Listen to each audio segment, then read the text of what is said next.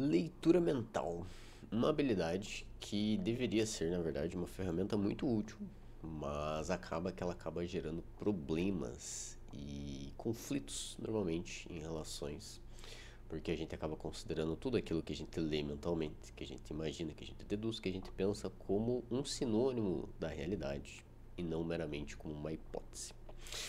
Olá, pessoas! Hoje a gente vai falar um pouquinho sobre esse tema, então, de leitura mental, de linguagem, de relações e de como a gente rotula muitas vezes ideias, conceitos e emoções a uma determinada pessoa, né? Eu acho que para a gente começar a ter uma ideia desse tópico, talvez a gente precise olhar para a ideia de como a nossa atenção ela é limitada, né? Então, o que eu quero dizer com isso?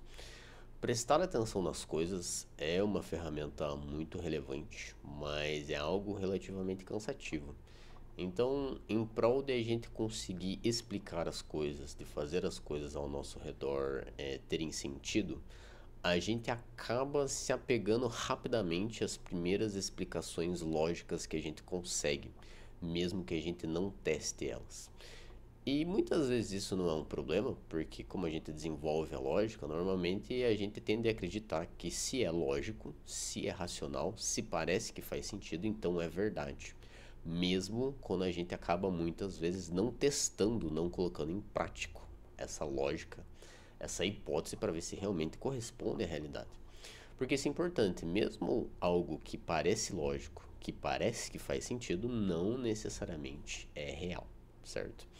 E a ideia de leitura mental, especificamente, né, se a gente for colocar em palavras simples, é eu tentar deduzir o que a outra pessoa está pensando e meio que acreditar, não só necessariamente acreditar, né? Que na verdade, leitura mental seria eu deduzir o que a outra pessoa está pensando.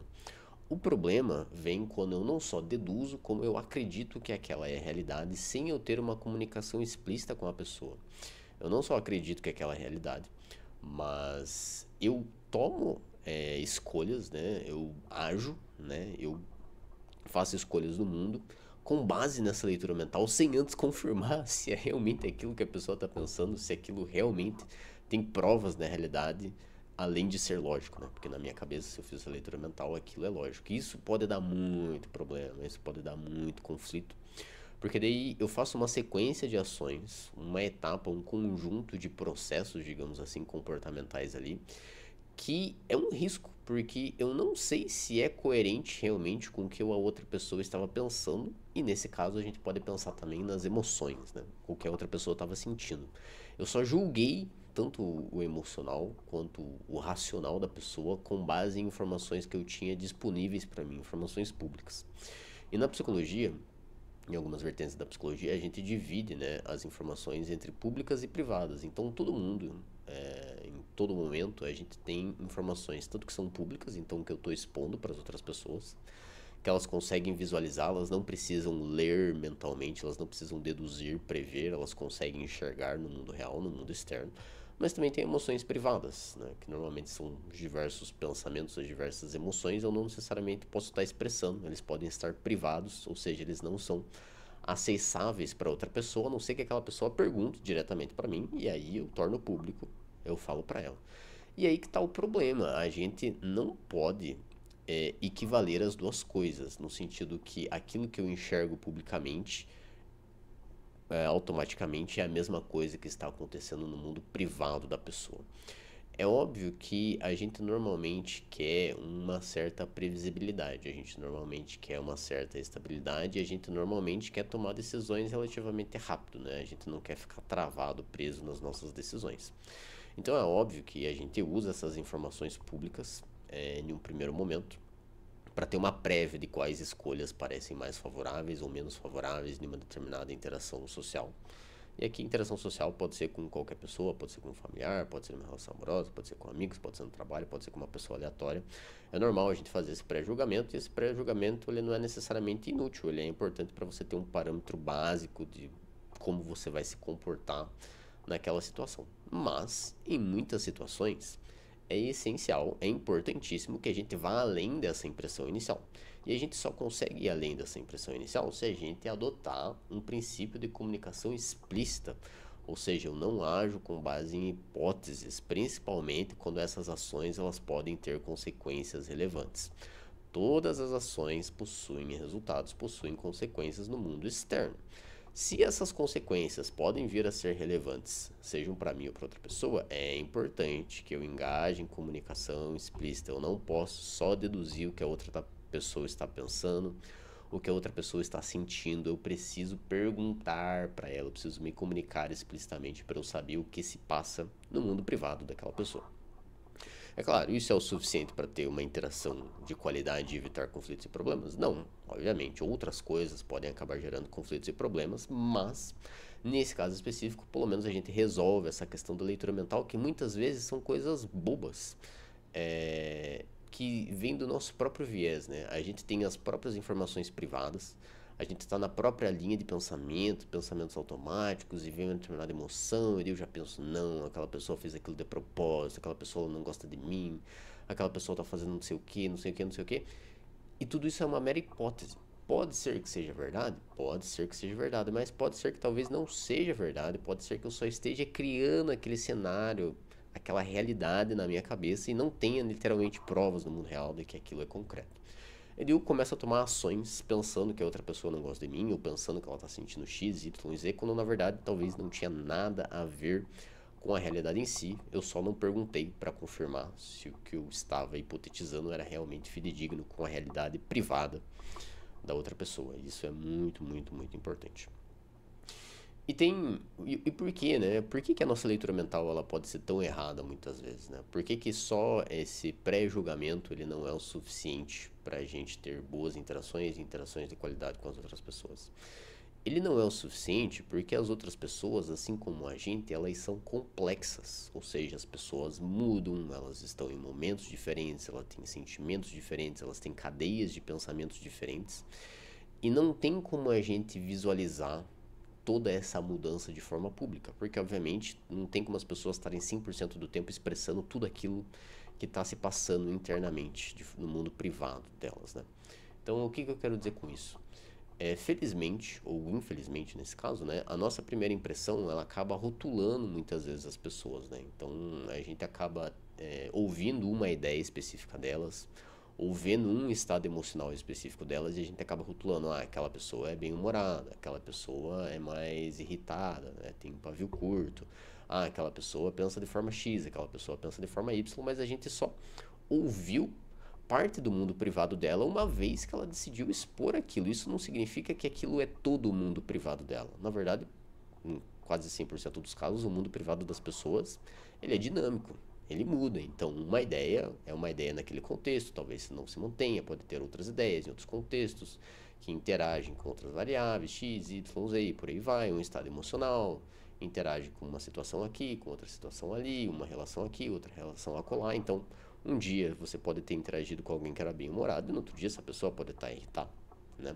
O problema é que a gente não consegue muitas vezes descentralizar, a gente não consegue sair da nossa perspectiva e entender que a outra pessoa tem o mundo dela, tem a vida dela, tem todas as questões privadas dela, né? E que não necessariamente tudo que ela está demonstrando de forma pública é condizente com o que a gente está deduzindo da nossa mente, né? A gente tem que deixar um pouquinho de ser egocêntrico no sentido de achar que as nossas leituras mentais, porque normalmente as nossas leituras mentais a gente acaba deduzindo que um determinado comportamento, um determinado algo que a gente está vendo publicamente tem a ver com a gente, quando na verdade também não necessariamente tem a ver com a gente. Pode ser que tenha, pode ser que não tenha. Eu não sei, eu tenho que ir lá e perguntar para a pessoa para eu saber o porquê ela está agindo de determinada forma, porquê ela está tendo aquele sentimento, se tem a ver comigo, se não tem a ver comigo, né?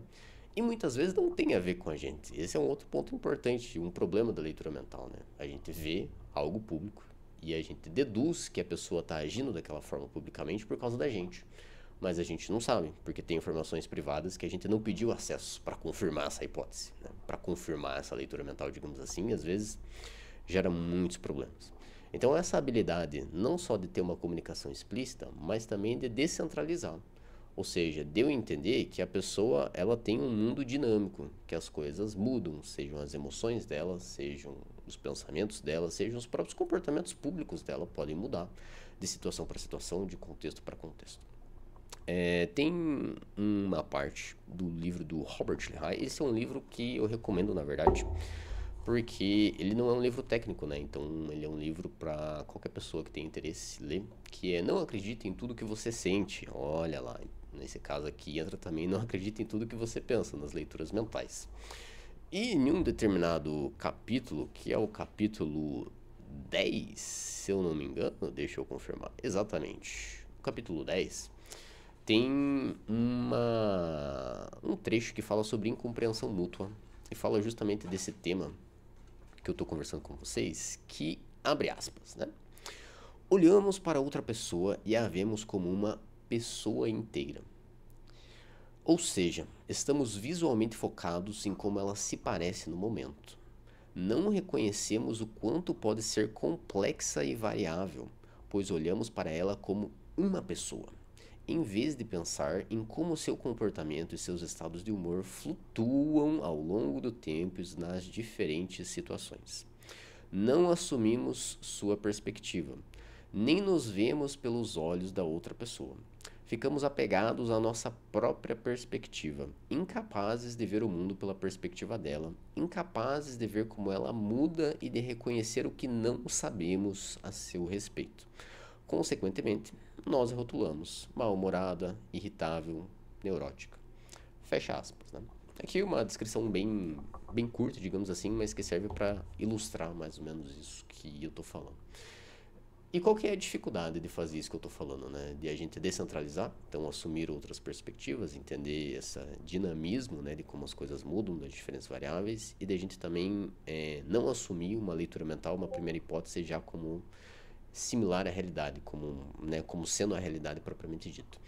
A dificuldade é que a gente tem que abrir mão de uma certa certeza, a gente tem que abrir mão, às vezes, de algo que traz um certo orgulho, uma certa satisfação, que é essa segurança de saber o que está acontecendo. Então, eu tenho que aceitar, abrir mão, no sentido assim, pô, eu sou ignorante em relação a essa situação. Eu não sei exatamente o que está acontecendo, eu tenho que ir lá e demonstrar para a pessoa que eu não sei, que eu tô lá, que eu vou perguntar e tudo mais. Isso traz um certo grau de insegurança, isso traz um certo grau de incerteza, né? Mas é uma incerteza que leva posteriormente a uma certeza mais segura. É melhor eu passar por um breve momento de incerteza, mas eu adquirir informações na realidade que são confiáveis, do que eu ter uma certeza que é falsa. Então eu posso acreditar logo de cara na minha leitura mental, e isso me trazer mais segurança, isso me trazer uma confiança de como tomar minhas decisões, de como agir e tudo mais, mas é um tiro no pé, porque é uma leitura mental que ela pode estar muito provavelmente errada, e muitas vezes ela está errada, e quando eu for interagir com a pessoa eu acabo tendo consequências negativas. E eu não entendo o porquê que a relação dá ruim, né? Eu não entendo por que ocorre todos aqueles conflitos, porque eu falo, pô, porque na minha cabeça eu não consigo descentralizar, eu não consigo entender que o conflito ocorreu em um primeiro momento justamente porque a leitura mental está errada. Porque é só uma leitura, é só uma hipótese, não era a realidade propriamente dito. E daí às vezes eu quero impor a minha leitura mental, a minha hipótese a outra pessoa. E daí a outra pessoa vai ficar irritada, porque eu tô querendo ditar como ela pensa e ditar como ela se sente. E daí ela tá no direito dela ficar irritada, e daí vira um cabo de guerra, e daí entra um conflito, e daí depois que já gerou o conflito, é difícil ter argumentos para apaziguar as coisas, né? É preciso dar um tempo, é preciso cada um ir pro seu canto, e depois tentar retomar a comunicação já de uma forma mais saudável desde o começo. Quando a gente tem esse conhecimento, então a gente pode entender também, a gente fica um pouco mais tolerante com o próximo, e a gente consegue justamente corrigir interações que às vezes o próximo inicia de um jeito errado. Então a gente passa a entender que às vezes o outro também está fazendo leitura mental com relação à minha pessoa. O outro também está deduzindo o que eu estou pensando, está deduzindo o que eu estou sentindo sem confirmar. E eu vejo que a pessoa vem já perguntando e já meio que induzindo determinadas ideias e tudo mais, que é o que ela acha que está acontecendo, mas ela não perguntou primeiro. Então quando eu tenho essa ideia, eu já tenho também a ferramenta de desarmar a pessoa logo no começo da comunicação, e de garantir que a comunicação, que a interação, ela vai ser mais efetiva logo no começo, desde o início desse diálogo, digamos assim. E claro, obviamente isso vai precisar de um certo esforço, né? E vai gerar talvez uma certa insegurança no início, né? tanto de você perguntar para outra pessoa o que ela sente, quanto da nossa parte de expor propriamente esse mundo privado, do que a gente está realmente pensando, do que a gente está realmente sentindo. Mas a médio prazo, não é nem a longo prazo, a médio prazo já melhora muito os resultados, a consequência daquela comunicação, o vínculo, né, o conforto e a confiança que você tem na pessoa, porque você sabe que o diálogo ele existe e ele leva a algum lugar, né? Não é aquele diálogo infrutífero que parece que conversa, conversa e não chega necessariamente a lugar nenhum.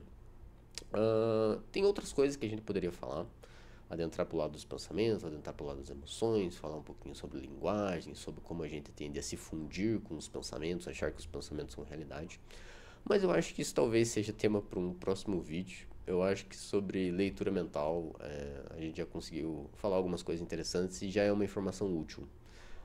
E é uma informação geral, né? Porque a gente pode utilizar nos mais diversos relacionamentos e interações com as mais diversas pessoas.